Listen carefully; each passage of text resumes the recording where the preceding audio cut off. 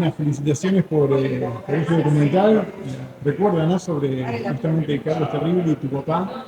Bueno, contanos un poco sobre cómo surgió la idea para, bueno, retratar y recordarlo justamente a un artista destacado del arte, justamente la pintura y la escultura, bueno, muralista y pintor argentino. Surgió en 2015 cuando yo ya venía con la idea de hacer algo con mi papá, pero lo venía postergando porque estaba con otras películas y porque, bueno, siempre creía que había tiempo para hacer, porque era mi papá y, bueno, y en 2015 me puse a escribir, digamos, las primeras aproximaciones a lo que podía ser una idea, pero al verlo que había empezado como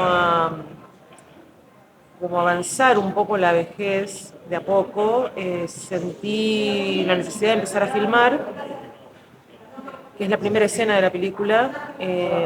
Mi intención en ese momento, a grandes, en términos generales, era como indagar sobre el sentido de la creación, ¿no? Pero en ese momento inicial me preguntaba también por qué él estaba alejado de un proyecto particular que él había querido hacer durante muchos años, que era un gran mural sobre el bombardeo a Plaza de Mayo en el 55, ¿no? Eh, y, mm, y yo quería como un poco empezar a filmar a partir de eso, ¿no? O sea, de qué pasaba con esas ideas, con esos bocetos que él quería empezar a hacer, y un poco indagar por qué se estaba alejando de eso, como que algo ya venía como intuyendo, pero no tenía más que esa premisa y empecé a filmar.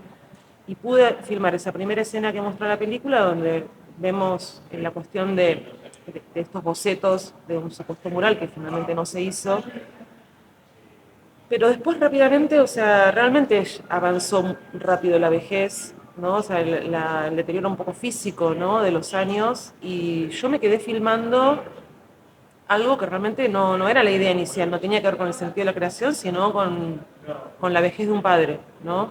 En donde ya no eran tanto los temas artísticos los que se tocaban, sino eran temas más cotidianos que tenían que ver con con la soledad, ¿no? Con ese tiempo tan extraño, como el tiempo cambia en términos de percepción en las etapas de la vida, ¿no? O sea, por ejemplo, 2 años en una persona muy grande es un montón de tiempo, pero al mismo tiempo 2 años para esa persona es una eternidad, porque el tiempo se alarga, ¿no? Entonces yo empecé a convivir con él en esa etapa más de vejez, donde realmente me costaba un montón filmarlo a mi papá así, porque nunca lo había visto, ¿no? En estas circunstancias.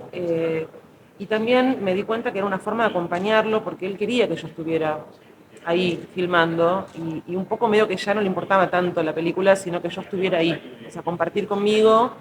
Eh, y bueno, en ese lapso filmo hasta el momento de su muerte y cuando mi papá murió, o sea que yo por un largo tiempo, bueno, eso suele pasar, ¿no? O sea, uno cree que es circunstancial y que es pasajero, ¿no? Hasta que no vivís la primera gran pérdida, que para mí fue esta, la de mi papá, siempre pensás que la persona va a mejorar, ¿no?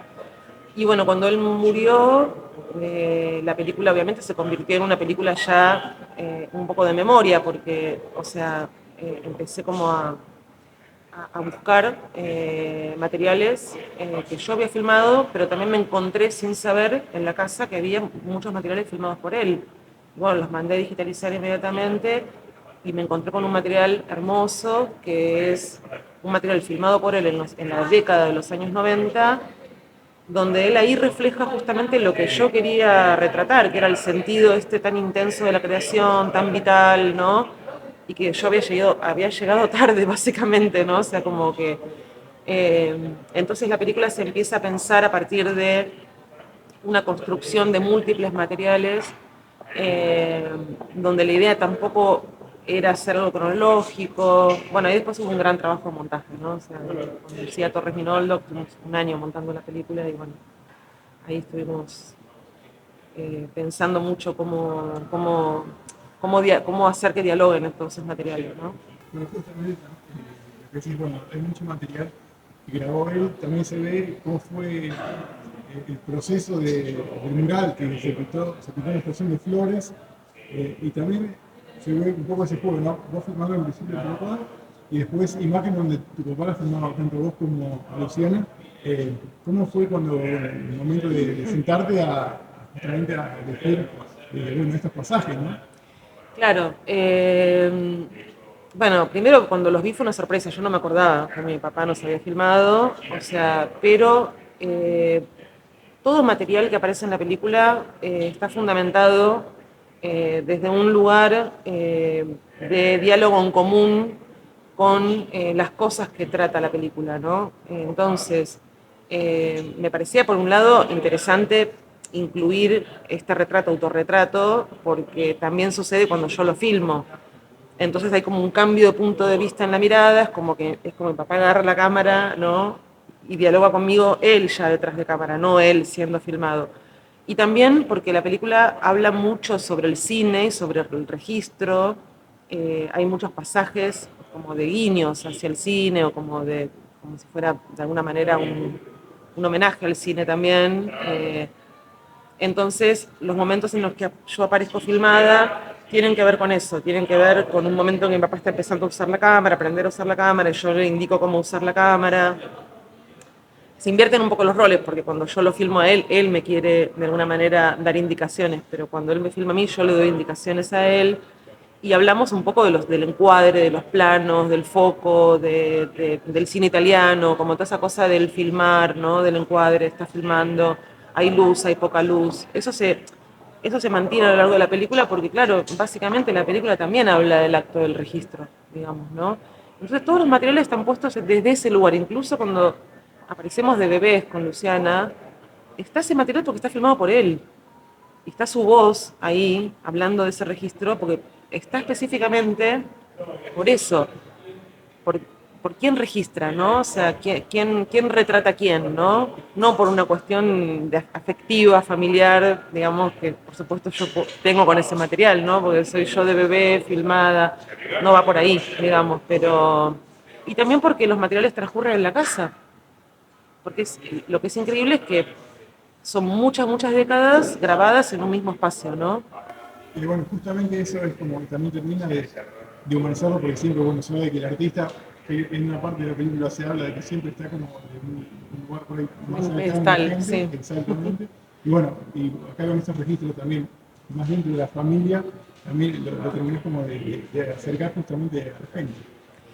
Sí, para mí, bueno, primero que retratar a alguien es fascinante, digamos, porque no se trata de la cuestión fidedigna, ¿no? De tratar de imitar cierta realismo de cómo, digamos, sino que en verdad no existe eso tampoco, sino es quién es esa persona para mí, digamos, ¿no? O sea, eh, entonces, por ese lado, para mí estaba en un mismo nivel de importancia y de sensibilidad retratarlo tanto en los momentos de creación como en los momentos más simples y cotidianos que tienen que ver en cómo una persona ve la vida, hacia qué tipo de sensibilidad en cosas como puede ser una flor, ¿no? O un pájaro, eso habla de la persona también. Entonces, para mí es re importante porque tampoco quería hacer algo intelectual de un artista, digamos, ¿no?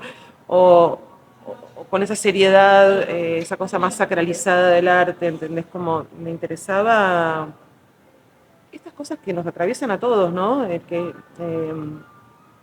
la vida también. O sea, la película también habla del paso del tiempo, la vida y la muerte, ¿no? Y lo que permanece, lo que se va, o sea, finalmente la película atraviesa mucho tiempo, entonces también vemos cómo los animales que en su momento son parte de todo ese mundo también van desapareciendo, van muriendo, ¿no? Y solo quedan las flores y los pájaros como sobreviviendo en esa casa. Entonces, también la forma en que él filma y lo que filma es una manera de retratar a una persona, ¿no? Que es ahí donde aparecen también estas cosas más familiares o menos, más descontracturadas, ¿no? Como, Bueno, recordamos que esta película se estrena el próximo 12 de septiembre en el Cine Gomón. Y bueno, es una oportunidad muy particular para aquellos que lo han conocido en su parte artística, que puedan ver otra faceta de Carlos Terrible. Sí, y también redescubrir a un artista o descubrir a un artista que tal vez son personas de una generación que muchas personas de generaciones muy jóvenes por ahí se perdieron de conocer. Entonces a mí lo mismo que me pasó con Ausencia de mí, ¿no? Muchas generaciones jóvenes no sabían quién había sido Alfredo Zitarrosa y de golpe lo descubrieron en la película y se acercaron a su arte y a su obra. Para mí eso es muy importante y más en este contexto tan doloroso para el país en términos culturales, pero en términos sociales, políticos, o sea, digamos, ¿no? Como las películas nuestras, bueno, son un pequeño aporte, ¿no? A no perder un poco la esperanza y la capacidad de lucha para ver cómo revertir esta situación, ¿no?